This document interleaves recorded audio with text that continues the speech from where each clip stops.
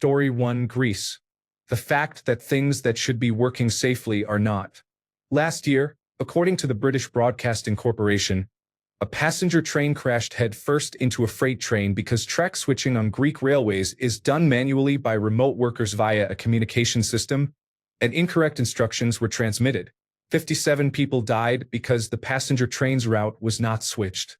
This occurred after repeated complaints over several years from railway officials to the government about the unsafe system, which were ignored. There appears to have been an intentional cover-up of the incident, possibly because a larger issue is tied to an explosion that occurred during the crash and killed many victims. For example, the crash site was covered with gravel and concrete a week later, allegedly to conceal evidence, according to the National Herald. Video evidence showing what was loaded into the freight train before departure, including closed-circuit television data, went mysteriously missing. Now many people are even more skeptical of the government and do not trust the railway or the metro to keep them safe. Story 2. The number of people experiencing mental illness wandering the streets is alarming. I am referring to extreme cases. People experiencing psychotic breakdowns in public and being left alone to spiral out of control. It is frightening and heartbreaking. Story 3. Corruption is something that has killed my country over the years. Story 4. Cartels. A lot of people in Mexico are not experiencing direct violence from cartels, but the violence they impose is seriously downplayed by the government, and it still scares me so much even though I love my country. I really hate that Mexico has become associated with the absolute brutality of cartels while they are almost glamorized in popular culture. I hate that when someone mentions Mexico on Reddit, you have to read morbid jokes about cartels and drugs. I know it is unavoidable, but it stings when it is so close to you. There are many towns I used to travel to when I was a little girl, charming small towns and cities that have been completely taken over by organized crime. It is heartbreaking and scary. Story 5. A lack of critical thinking and the ease with which people are susceptible to propaganda. Story 6. The extent to which mass public opinion has become detached from reality. Story 7. In the United Kingdom, there is a lack of housing.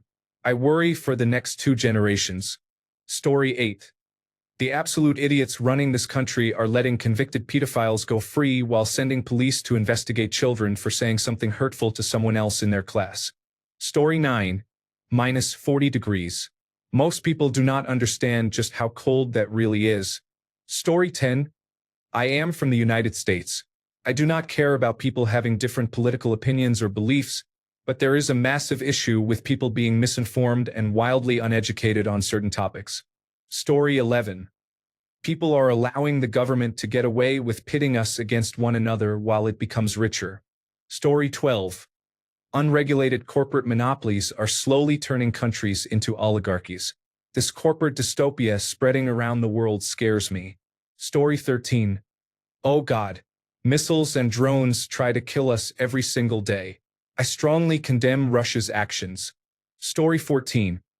In the United States, many people are unwilling to invest the time to read and understand what is happening in the country, which leads to poor decisions based on headlines and social media posts. Story 15. Smartphone zombies, especially those riding electric scooters on pedestrian walkways. Story 16. I am a United Kingdom resident.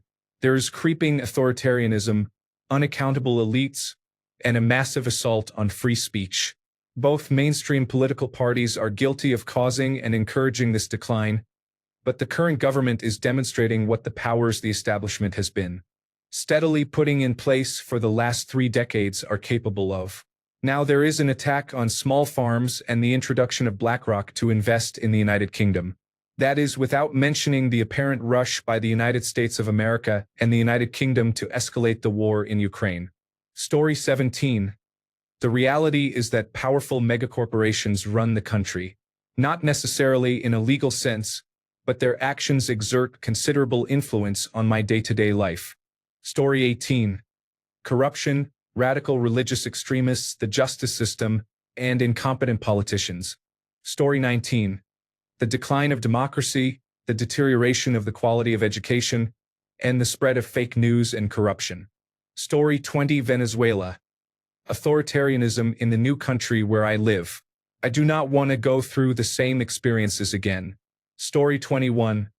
I am from the Middle East, specifically Syria, so basically it is a dictatorship. Story 22. United States. Everything the United States has built over the last 100 years is about to collapse because of constant neglect by the government and corporations. Profits matter more than ensuring its citizens have food, water, and shelter. Story 23. The media has a massive influence on young people, who often accept what is said as gospel truth. Many do not verify the accuracy of what they hear. This leads to chaos and division. Story 24. The escalating violence. Deadly assaults, bombings, and assassinations in broad daylight occur monthly. Child soldiers commit murder. Some are about 12 years old. Ultimately, I blame a catastrophic immigration policy over a 10 to 20-year period. There has never been a real plan to assimilate newcomers into society, which has led to a greater divide between ethnicities and cultures. That has paved the way for a new generation of children with no prospects because they receive no support or encouragement at home. Their parents have not been part of the society. The problem has grown over the years, but few have dared to address it because of cultural and racial sensitivities. A few years ago, the violence became more cynical and ruthless. Only when it reached middle and upper-class neighborhoods did political action begin. In desperation, politicians are now enforcing stricter laws to crack down on criminality, some of which are ineffective or morally questionable, and I believe this will only widen the divide and prolong the problem. This does not fix the real issue, only puts a bandage on it. The sad part is that in democracies, ruling politicians are replaced every 4 or 8 years, which makes long-term work difficult. I live in Sweden. Story 25. Russian here. Let me think. Bears are scary. Story 26. I am in Canada, and this is about moose. Sounds stupid, but hear me out. In rural areas, moose often cross roads and highways between towns. The number of times I have seen or heard of people hitting them unexpectedly is very high, and the outcome is always a coin toss. It is a terrifying experience. Story 27. Stray dogs are running wild in the streets and attacking people, and nothing is being done. I am terrified to let my children play outside. Story 28. The funneling of the wealth of an entire country into private capital without reasonable accountability or oversight to redistribute it into the economy. Story 29. I'm from Ireland. Right now, a large number of crises are converging and reaching tipping points because governance over the last decade has been unbelievably ineffectual. Wages are relatively good, but little else. There are not enough houses, so homelessness is at an all-time high. Rents are astronomically high if you are lucky enough to find a place. House prices are climbing almost day by day. Juvenile delinquency and violent crime are becoming extremely common. Police pensions have been slashed, so there are not enough new recruits. When an officer does try to do their job, the courts are as likely to let someone walk free as to convict them. Much of this has given rise to a wave of right-wing nationalism, with certain parties running for our upcoming election on the basis that Ireland is full, targeting asylum seekers and refugees with online hate and, in some cases, violence. There have been spates of arson attacks on buildings rumored to be earmarked for direct provision for immigrants. About a year ago, a young girl was attacked by a man with a knife and hurt grievously in Dublin city centre. It was rumored he was not Irish, and within hours crowds were out to protect Irish children. The city was looted, police were attacked, and buses and trams were burned across the city. Things are bad here, and it is hard to see how they will improve. Everything feels overwhelming right now. Story 30. I am an American. The tribalism in our political system is what scares me most. So many people on both sides do not see each other as fellow Americans. It is all us versus them, and the only discussions we can have are arguments and physical fights. Story 31. This may sound bad, but I am concerned about immigration. I don't want my progressive country, Spain, to become increasingly Islamic. Story 32. New Zealand. Rates of domestic violence against partners and children are high, both in how common it is and in the apparent lack of serious consequences for perpetrators. Children who were killed after suffering years of abuse, with social workers unable to intervene, are our equivalent of school shootings in the United States, where everyone turns out to offer thoughts and prayers, but nobody is willing to address the root causes because multigenerational poverty and substance abuse are left unaddressed by politicians. Story 33, Ecuador. Somehow it managed to go from one of the safest countries in Latin America to the most violent in less than a decade. At 14 hours a day of blackouts and water shortages in some places. This place feels like hell. Story 34. Rapid population growth from immigration combined with the lack of housing available in livable areas. Story 35. The celebration and encouragement of ignorance and stupidity. Story 36. I have to walk into school every morning and pray to God that no one is crazy enough to bring a gun and shoot people. I also have to hope I do not see the man who tried to rape me when I was 12, and I fear someone might assault me while I am walking to fourth period, to class, or to the parking lot. I should feel safe at school, and I do not. I should have the right to attend school without fearing that a depressed person with a vendetta will bring a gun and kill people. Story 37. A large number of people use social media as their news source, cannot properly identify fascism, and believe so-called woke rules. Common sense seems to have disappeared. Story 38. American food. There is stuff they put in our food that is illegal in most countries. Story 39. In Argentina, armed street robberies are common. You can never feel safe when walking alone, even in daylight. If you are on an empty street and see a motorcycle approaching, you may be in danger. Story 40. Healthcare is unaffordable. Even with insurance, you could go bankrupt if you become seriously ill. Story 41. Taiwan. War with China. I am not afraid to fight for my country. I fear for my family's safety. Story 42. An utter lack of critical thinking skills stopped being valued, taught, and encouraged. The results have been disastrous. Story 43. When I was in college, they drilled into my brain that I had to behave if I wanted to be taken seriously for a job. No photos of you holding a red cup implying that you are drinking. Do not get a criminal record or you will not be hired for a serious job. If you have anything less than an A grade on your academic record, kiss high-paying jobs goodbye. Our fucking politicians are felons under investigation or convicted. Are you fucking kidding me?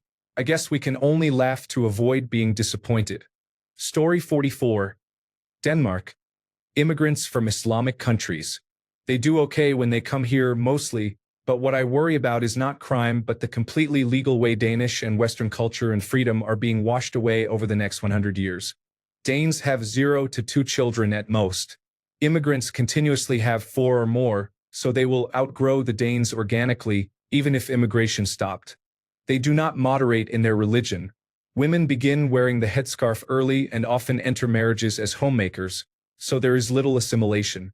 Over time there will be so many that they form their own political party, and by around 2080 they could be the majority in parliament through completely legal and ethical means. Then I fear it will be a matter of a few government terms before the country's laws change and the nation gradually begins to adopt Sharia and then a caliphate, after which there would be no return to a free country. The thing is that none of this is illegal or immoral. It is entirely legal, and it can happen because they have higher birth rates than the local population.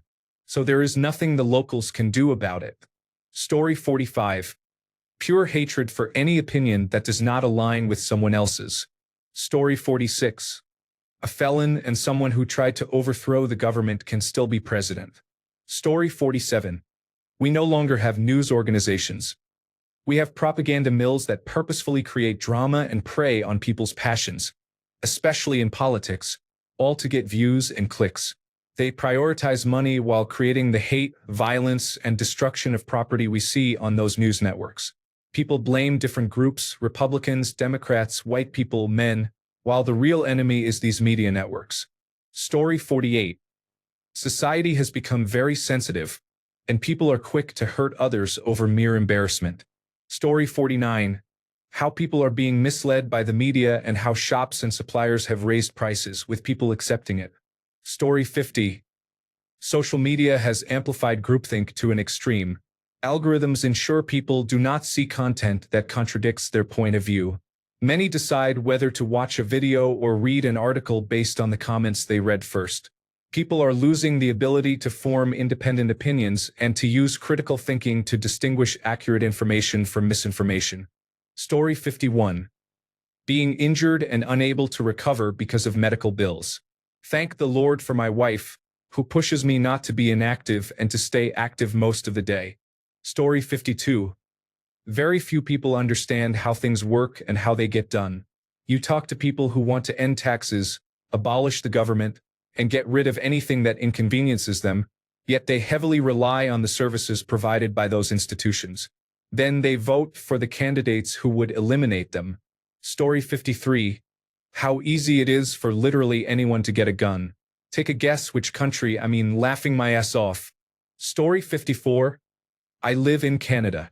My concerns are the rising cost of living, poor government, difficulty finding a job, anti-Semitism, environmental health concerns, and high housing and food prices. Story 55. I freak out at the thought that a young woman who was sexually assaulted must then, if impregnated, give birth to the child she never wanted because some bastards and their poison offspring are pro-life. Story 56. I am Indian. The air quality in our cities, especially in Delhi, and the lack of concern shown by people constitute a serious public health emergency. Story 57. In Australia, authorities are trying to require us to log in to use most social media sites. They claim it is for the children, but they want to end internet privacy. Story 58. A deer jumped out in front of my car while I was driving to work. I was still half asleep. Story 59. There is a massive amount of topsoil degradation due to overuse of petroleum and mineral-based fertilizers and non-renewable agricultural practices. I expect another dust bowl in my lifetime if supply chains run into problems. Grocery stores carry only 3 days of food in stock at any time. If there is a breakdown of the supply chain at the farm level, it will become very bad quickly. People paying attention may see it coming about a week in advance. Others will see grocery prices spike overnight, and that could lead to riots. Story 60. I am a United States citizen. The number of shootings, not just school shootings but also shootings in supermarkets, gyms, parks, and even in your own home, is alarming. Even if we ban guns, criminals will still have them because they do not care about the law. Story 61. Political division is intensified by echo chambers and by the media. Politicians may be content to split the country because loyal voters benefit them. Media companies make money through outrage and have no obligation to the truth. These factors together make an us versus them rhetoric easier to exploit, deepening polarization. I rarely see this rift in real life, but it is clear online.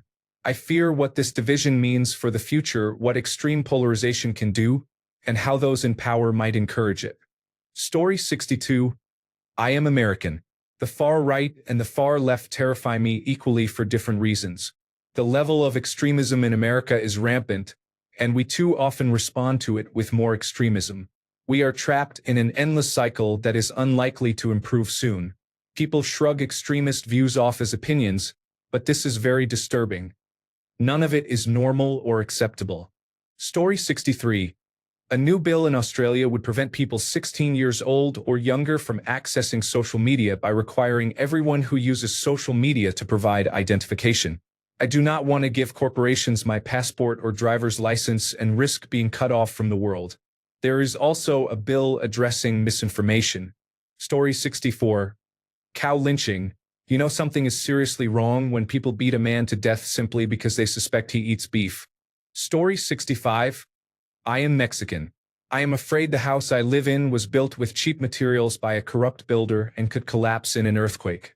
These issues were discovered after the earthquake of September 19, 1985, magnitude 8.1, but no action was taken until the earthquakes of September 7 and September 19, 2017, magnitudes 8.2 and 7.1.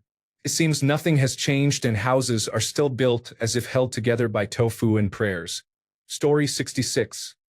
Allowing rapists to marry the women they abused is a serious issue. I am from India, and it is troubling that this issue receives little attention. Story 67. United States Project 2025 and the installation of completely unqualified people into very important cabinet positions.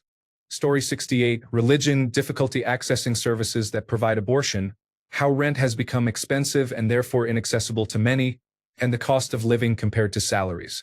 I live in Italy. Story 69. Political ignorance and a lack of historical perspective among highly educated people from the middle and upper classes. Our elite is rotten inside as well as outside. Story 70. Exploitation and deceit disguised as doing something positive. Story 71. I like dunking on stupidity, but I don't think that's the real problem. Anti-intellectualism is.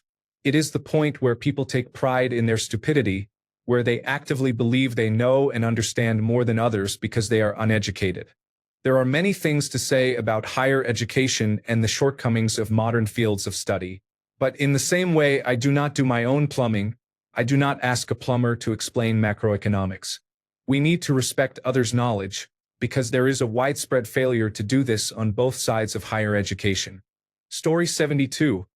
I do not know if they exist anymore. In the 1970s you could walk into the deepest woods in Sweden and find a small hut inhabited by Finns. These huts were in the middle of nowhere, with no roads nearby. The people were not dangerous, but it was still very creepy. Story 73. Wild boars are breeding with hogs and can reach 600 pounds. Story 74. This is proof of how great America is.